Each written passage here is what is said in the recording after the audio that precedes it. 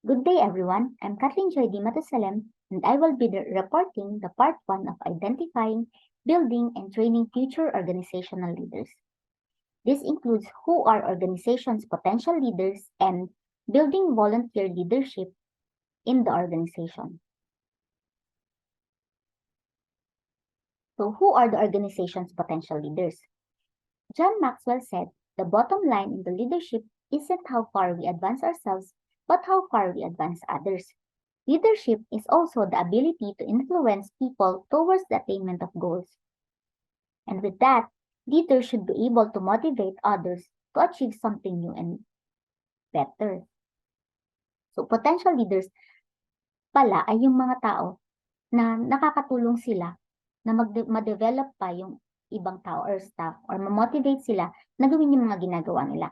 Hindi yung leader na basta lang mag-uutos or basta lang magpapaka-boss. Magkaiba pa rin yung boss at leader. So, who provides leadership? For nonprofit organizations, leadership are provided by those stakeholders, board members, senior management, and staffs. On government agencies, on the other hand, like state and local government, these are provided by the governor, mayor, county commissioners, city councilmen, and legislators. All nonprofit and government agencies have to deal with their leadership pipeline. Leadership pipeline refers to an organization's procedure for building and maintaining their leadership succession bench. It is a systematic process that encompasses all forms of employee development, evaluation, training, and promotion. One of the earliest efforts are aimed at growing or hiring people for the top management. However, if we look at our current situation, we can see that there are reasons for these efforts to change and expand. Some of them are the need to ensure the availability of effective leaders to take place of those who will be leaving. So organizations need to ensure that when someone leaves, there will be someone to take over for them with good leadership skills as well.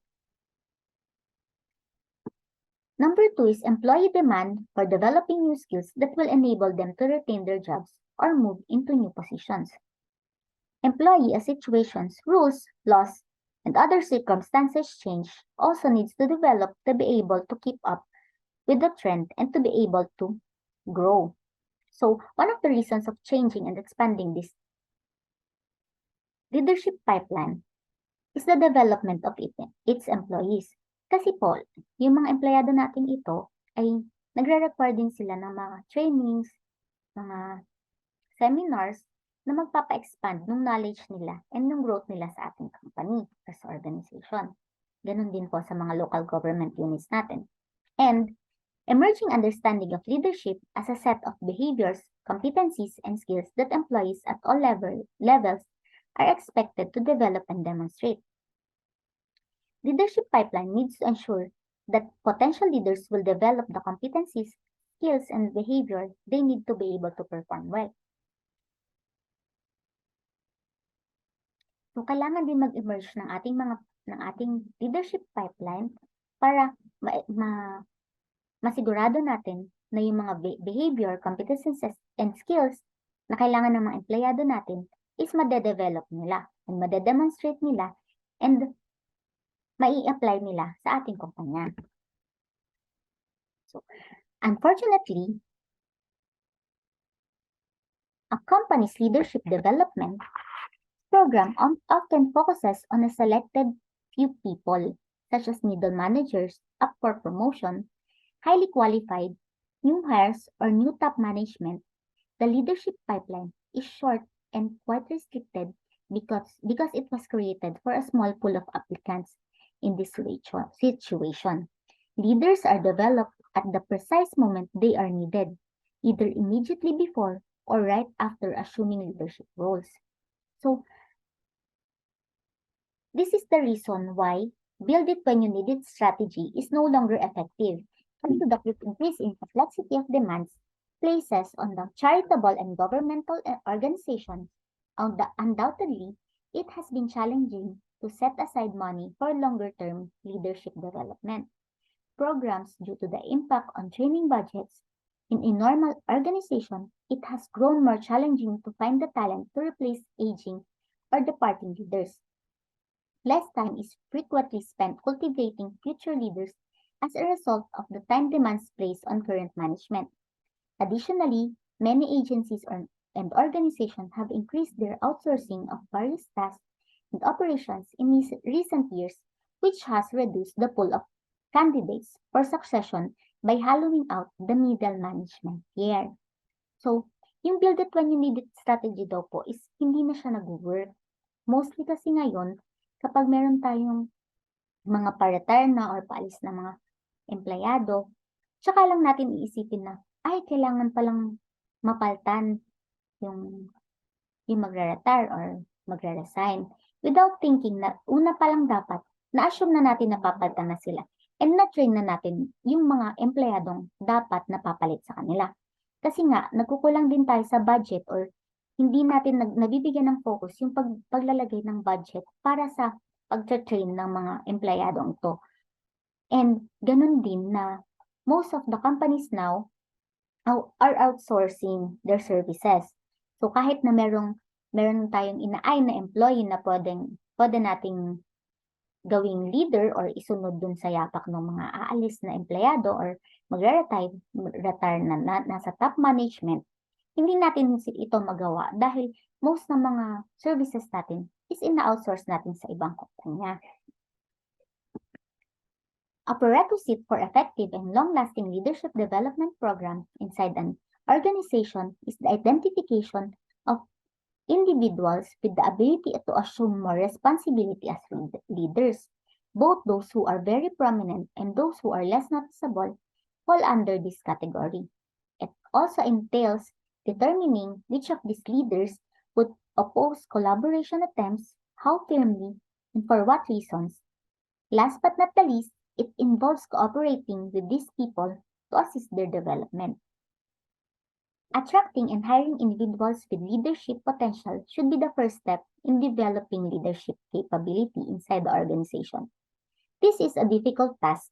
Getting the desired people on board depends as much on their skills as it does on the qualities of the top leadership performing the hiring. On the other hand, a successful top leader will endeavor to attract candidates who will provide diversity to the workplace. So, halos po ng mga leaders naman natin currently, mas gusto nila yung ma-attract nila or ma-hire nila na empleyado is yung someone na katulad din nila as employees. But on the other hand, successful top leaders, ito po yung mga talagang medyo may kagalingan silang klase ng leaders. Ang gusto nila, yung leaders na magpro-provide ng diversity sa workplace nila. However, those being hired should still be in tune with the organization's vision and believe in where the leadership wants to take them. Too much commonality among the staff and members of the organization can result in a loss of innovative thinking and failure to uncover new approaches to old problems.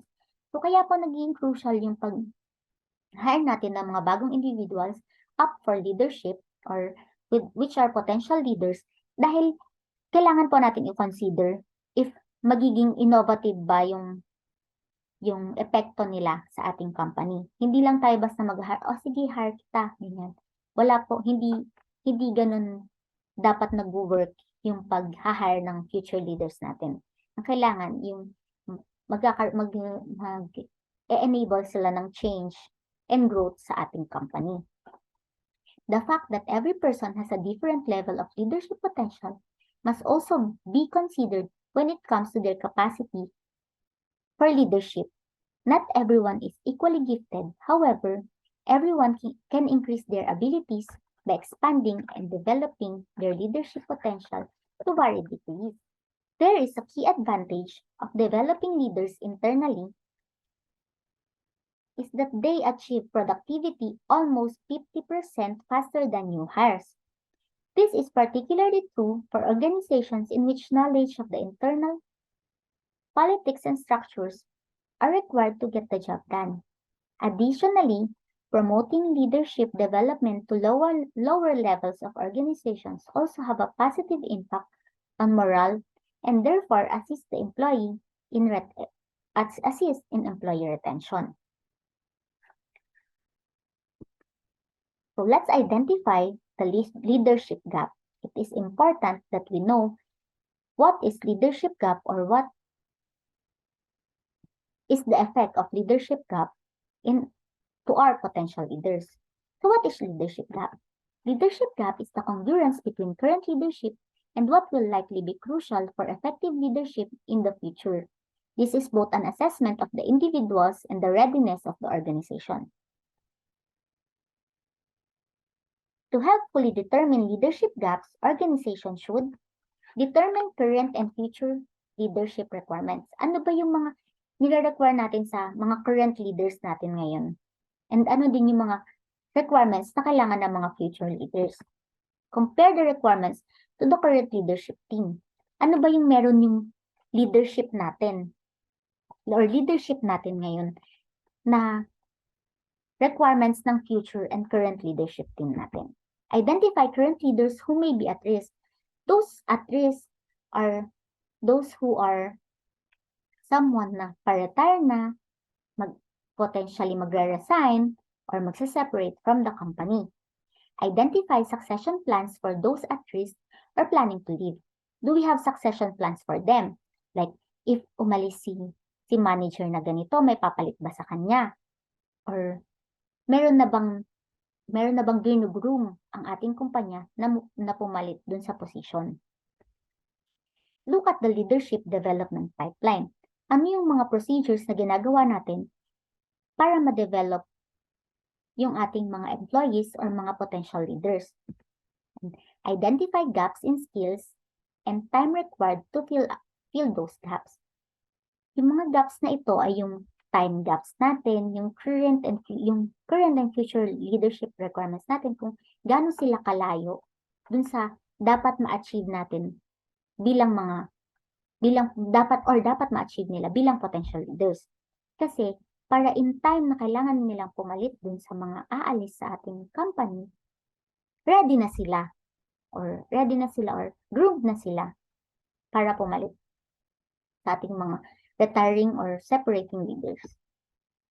To support less formal learning activities such as coaching, mentoring, rotational assignment, job shadowing, mentor relationship, and project leadership should also be part of an employee's development plan. Certainly, on-the-job learning and social networking tools should be incorporated into the development process. So, hindi lang po na-close yung ating pipeline or yung procedures natin sa pag-develop na ating potential leaders sa pag-training seminars sa kanila. Nakakatulong din sa kanila yung pag-mentor, yung pagbabago-bago ng trabaho para makita din nila kung paano nag-work yung trabaho ng iba. Yung pag-assign sa kanila as project leaders, nakakatulong ito para ma-develop pa sila or mag-grow pa sila. An efficient leadership program has the following advantage. A pipeline of leadership talent.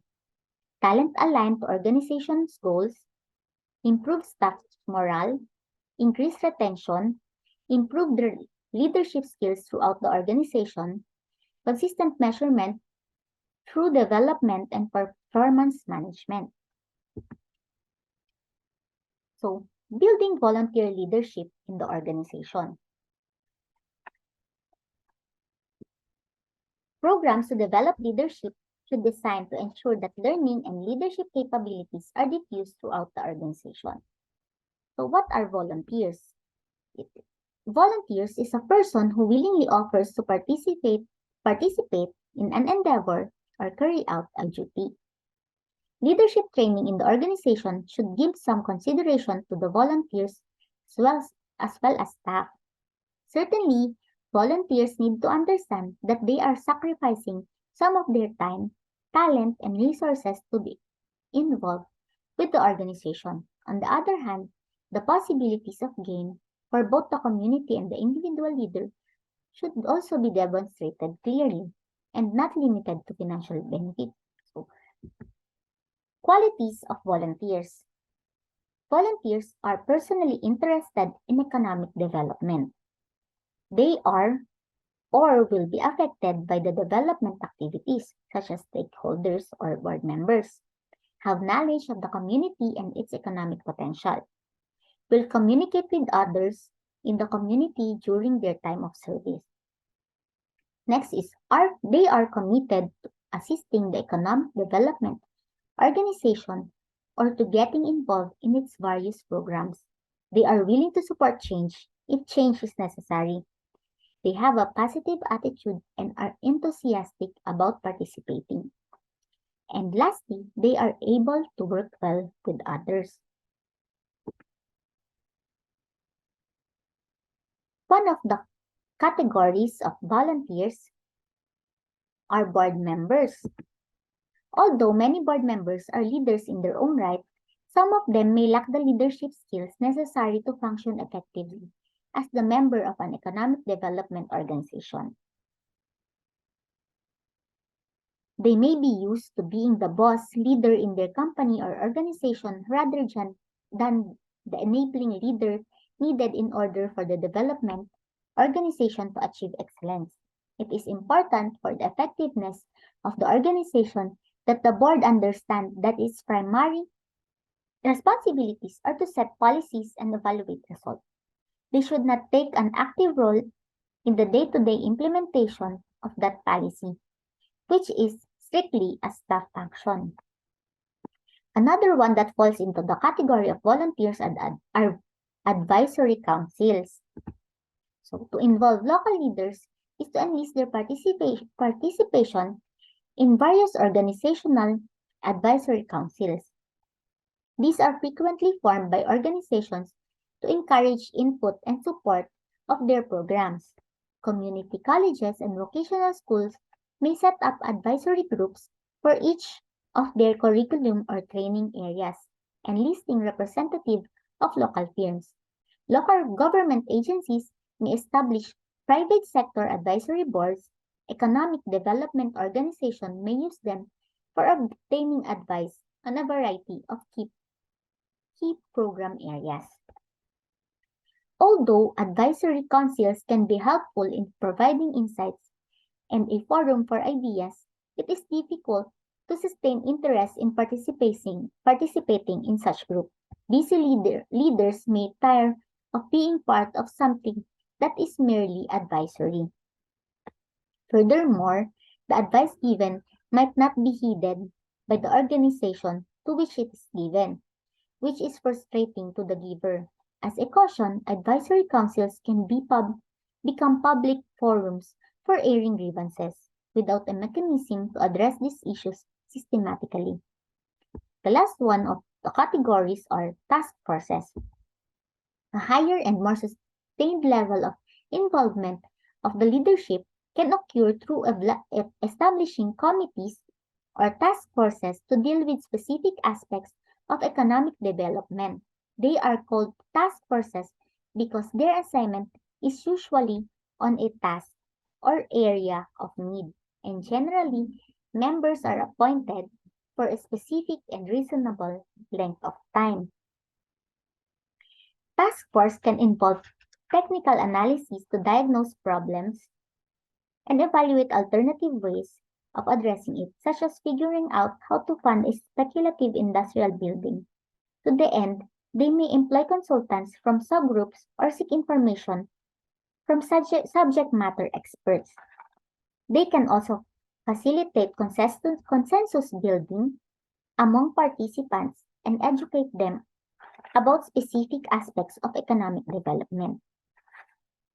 Task force approach provides the advantage of concentrated study within a designated time frame, group validity and empowerment. A task force study is often given entry not extended to an individual, and network mobilization. An enthusiastic task force member will communicate the activities of the task force within his or her network of influence.